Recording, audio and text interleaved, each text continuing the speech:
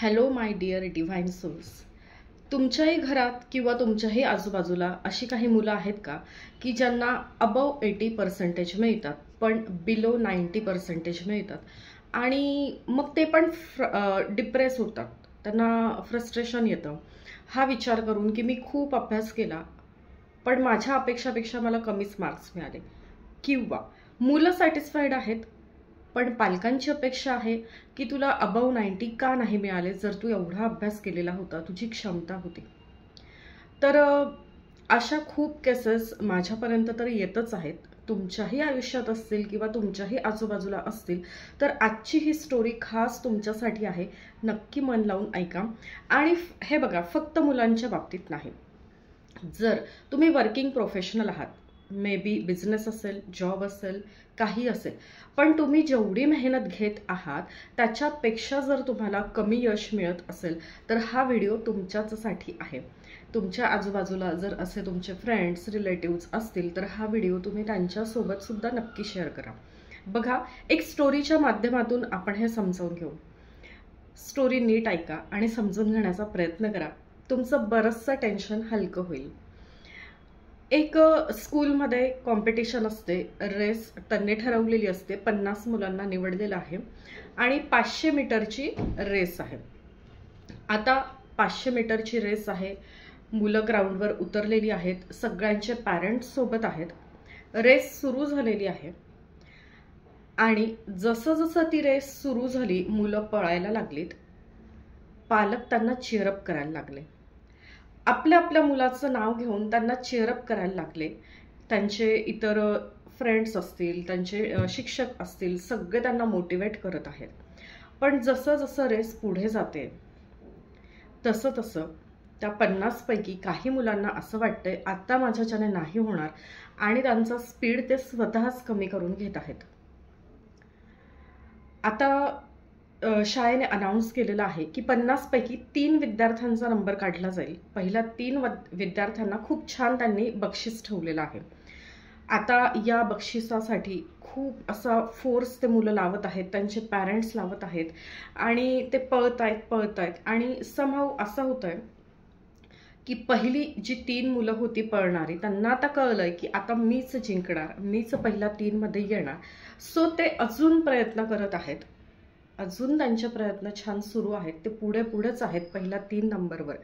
पण जो 4थ्या नंबरवरचा मुलगा आहे आणि जो 5व्या 6व्या नंबरवरचा मुलगा आहे, यांना आता कळून चुकलंय की आता मी कितीही प्रयत्न केले तरी मी पहिल्या 3 मध्ये येऊ शकत नाही आणि ते स्लो डाऊन व्हायला लागलेत. तरी त्यातल्या त्यात 4थ्या नंबरचा मुलगा अजून स्लो डाऊन झालाय, 5व्या नंबरचा मुलगा सुद्धा स्लो डाऊन झालाय. पण जसं रेस संपते, पहिले 3 मुलं पोहोचतात आणि हा 5व्या नंबरचा मुलगा पळत आपल्या वडिलांकडे येतो, आपल्या पालकांकडे येतो आणि पालकांकडे आल्या आल्या त्याचे पालक त्याला म्हणतात, आई वडील त्याला म्हणतात, वाव, कॉंग्रॅच्युलेशन्स, तू फर्स्ट आलाय. मुलाला असं होतं, अरे अहो नाही आई बाबा, असं नाहीये, मी फर्स्ट नाही आलोय, मी 5वा आलोय. हे गिफ्ट, हे प्राइज मला नाही मिळणार, या रेसमध्ये मी हरलोय. पण तरी त्याचे आई बाबा म्हणतात की नाही, तू फर्स्ट आलाय. आता मुलाला काही कळायलाच तयार नाही. आई बाबा म्हणतात, चल आपण जाऊ आणि मस्त एन्जॉय करू, पार्टी करू, कारण तू फर्स्ट आलाय.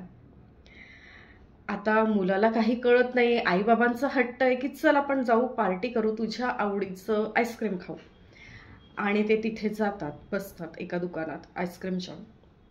मुलगा म्हणतो, आता तरी सांगा की नक्की काय चाललंय तुमचं. तुम्हाला जर दिसतंय की मी हरलोय, मी 5वा आलोय, मी पहिल्या 3 मध्ये नाही माझा नंबर आलाय, तर हे काय.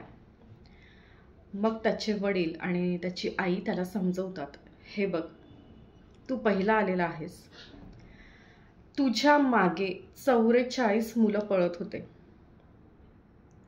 आम्हाला ते दिसले. तुझी कॉम्पिटिशन त्या मुलांसोबत होती आणि त्यांच्यामध्ये तू पहिला आलेला आहे. हो, इट्स ओके, तुझ्या पुढे 4 मुलं गेलीत कारण त्यांचे प्रयत्न थोडेसे जास्त असतील तुझ्यापेक्षा, पण इट्स ओके, इतर 44 मुलांपेक्षा तुझे प्रयत्न खूप छान होते आणि त्या 44 मुलांमध्ये तू पहिला आलेला आहेस. तर आता ठीक आहे, आपण एन्जॉय करू, सांग तुला कुठलं आईस्क्रीम खायचं आहे. आणि मुलाला हे कळलं आणि छान त्यांनी आईस्क्रीम पार्टी एन्जॉय केली. आणि मग आईवडिलांनी त्याला समजावून सांगितलं की हे बघ, आत्ता 44 मुलांच्या सोबत तुझी कॉम्पिटिशन होती, तू फर्स्ट आला, सो कॉंग्रॅच्युलेशन. पण इथून पुढे जी तुझी कॉम्पिटिशन असणार आहे ती 48 मुलांसोबत असणार आहे. पुढचे 4, मागचे हे 44, आणि असं सगळं 50 मुलांमधून मग तुला पहिलं यायचंय. आणि त्या दिशेने आता प्रयत्न सुरू करायचे आहेत. आणि मुलगा पण ॲग्री करतो, त्याला ते खूप छान वाटतं. इमोशनली त्यांचा बॉन्ड खूप छान होतो. आणि तिथून पुढे मुलगा नेहमी आनंदाने स्वतःहून प्रयत्न करतो. तर बघा, अशा छोट्या छोट्या गोष्टी आहेत, काही स्टोरीज आहेत. तर तुम्हाला जर ह्या स्टोरीज ऐकायला आवडत असेल, यातनं काहीतरी शिकायला आवडत असेल, तुमच्या लाईफमध्ये जे काही प्रॉब्लेम्स आहेत त्यांना या छोट्या छोट्या स्टोरीजच्या माध्यमातून टॅकल करायला जर तुम्हाला आवडणार असेल तर नक्की आपल्या चॅनलला सबस्क्राईब करा. Stay connected, stay tune, like करा, शेअर करा, सबस्क्राईब करा. आणि हो, प्ले स्टोअरला जिज्ञासा गुरुकुलम आपलं जे ॲप आहे ते नक्की इन्स्टॉल करा. तुमचा खूप फायदा होईल. खूप गोष्टी तुम्हाला ॲपच्या माध्यमातून सुद्धा मिळतील.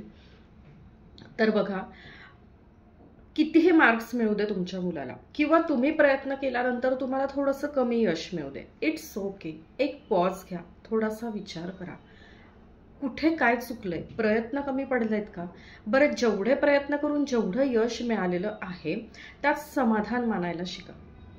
कारण आपण पटकन डिप्रेस होतो, आपल्याला फ्रस्ट्रेशन येतं. हे शब्द आहे ना आजकाल खूप आवडीची झालेली आहेत, खूप ट्रेंड आहे, है ना. तर खूप त्यामध्ये जाण्यापेक्षा एक लक्षात घ्या, each and everything is energy. प्रत्येक गोष्ट ही एनर्जी आहे आणि शब्द ही ब्रह्मांड आहे. तर थोडेसे शब्दांना ट्विस्ट देऊन बघा. तुम्ही जे तुमच्या मुलांना म्हणतात की नाही नाही तू अभ्यास कमी केला, किंवा तू केला असेल पण तुझं लक्ष नाही, किंवा तुझं डोकं असं आहे की तू अभ्यास करतो पण तुला ते लक्षात राहत नाही, है ना. तर हे जे शब्द आहेत हे पुन्हा पुन्हा त्यांच्या कानापर्यंत तुम्ही ज्या वेळेला टाकता त्यावेळेला त्यांच्या सबकॉन्शियस माइंडचं प्रोग्रामिंग ते तसंच होतं. त्यांना असंच वाटतं की हो, मला लक्षात नाही राहत, किंवा हो मी वीक आहे, मी कमजोर आहे, मला कळत नाही.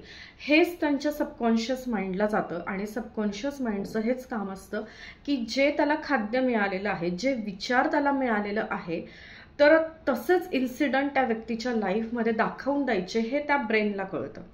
सो तुमचं काम आहे की तुम्ही स्वतः मोटिवेट राहा आणि तुमच्या मुलांना मोटिवेशन द्या. आता मुलांना कसं मोटिवेट करायचं, त्यांना कसं समजून घ्यायचं, याच्यासाठी जर तुम्हाला टिप्स पाहिजे असतील, टेक्निक्स पाहिजे असतील, तर यस, ऑफकोर्स मी प्रिया भावसार, एक पॅरेंटिंग कोच, एक लाईफ कोच इथे आहे. तुम्हाला तुमच्या आयुष्यातल्या कुठल्याही प्रकारच्या समस्यांमधून इझिली बाहेर काढू शकते, ही मला गॅरंटी आहे. पण तुम्ही माझ्यापर्यंत अप्रोच होणं आणि तुम्हाला काय काय प्रॉब्लेम्स आहेत ते सांगणं, हे तुम्हाला करायला लागेल. त्यानंतर मी तुम्हाला नक्की गाईड करू शकते. भरपूर आपल्याकडे सक्सेस स्टोरीज आहे. आपल्या ॲपवर तुम्ही जाऊन बघा, आपल्या गुगल पेजवर तुम्ही जाऊन बघा. तर यस, ऑफकोर्स. तर असं समजू नका की मी स्टक झाली आहे, हा प्रॉब्लेम आहे, मी पुढे जाऊ शकत नाही, किंवा माझी मुलं ऐकत नाहीत. तर असं अजिबात वाटून घेऊ नका. चॅनलला नक्की सबस्क्राईब करा, म्हणजे पुढच्या व्हिडिओचं नोटिफिकेशन तुम्हाला नक्की मिळेल. आणि यस, आपल्या आजूबाजूला जर अशीच लोक असतील तर आपण पण तसंच राहणार, नेहमी डिमोटिवेटेड. सो आपल्या आजूबाजूला सुद्धा मोटिवेटेड लोक जर असतील, पॉझिटिव्ह थिंकिंग करणारे जर लोक असतील, पॅरेंटिंग टिप्स वापरणारे जर लोक असतील, तर मग आपलंही आयुष्य खूप छान असेल, सुखाचं असेल. कारण एनर्जी मॅटर करते. Yes, after all I am a reiki grand master. तर मला हे खूप चांगलं कळतं की एनर्जी कशी काम करते. आणि यस, मी तुम्हाला सुद्धा हे नक्की सांगणार आहे. तर स्टे कनेक्टेड. लगेचच चॅनलला सबस्क्राईब करा, व्हिडिओला लाईक, शेअर, कमेंट नक्की करा. Thank you so much.